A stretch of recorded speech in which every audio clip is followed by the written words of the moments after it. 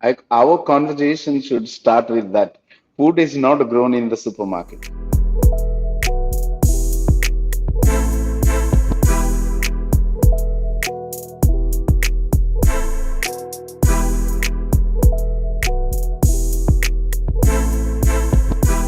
We need resilient supply chains. We need resilient food security options.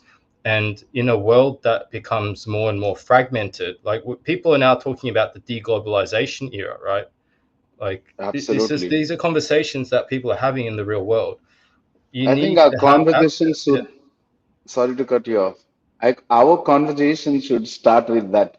Food is not grown in the supermarket, Yeah. unfortunately, right? Because Zenji, I have no complaints, but they're not aware of the real food security challenges. They think that food is there in the supermarket. I go and pick up. So I don't see any food security challenges. But the governments are already getting aware of that. But deep inside, as you said, San, that this resilience in supply chain need to be observed. Because just imagine the other day we were talking, we have 63 days of food, and that's a bit exaggeration actually. I think it might have reduced to 58 days, right? And God forbid some pandemic kind of situation happens, it will further damage. And that's just such a thin ice, you know.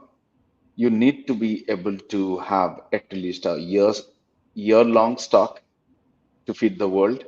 If I'm not too greedy, that's the minimum starting point, you know. Yeah.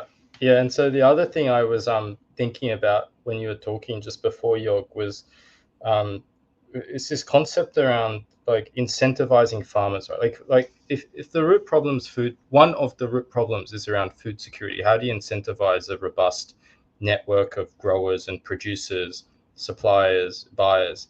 And from a farmer's point of view as well, like uh, like we've spoken to governments where some of the markets, farmers aren't getting paid enough, and there's just a disinterest in working in that industry.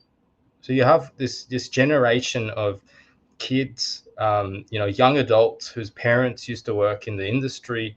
And there's huge attrition rates outside of it. They're moving to the cities. They're not participating in some places. Like for example, like in Sri Lanka, like in the tea markets that we spent some time in, there's a status and a cultural class sort of conflict in which people are not proud to go work these to work in these fields. And um, when stuff like that happens, it impacts the resilience of these sectors even more. So it's yeah, it's really good what you're working on, and the overlap that we have, and like that saying that you have at FarmScent, the 3 T's. I really like that because it just really simplifies where you can grow the value for the farmers and give them access.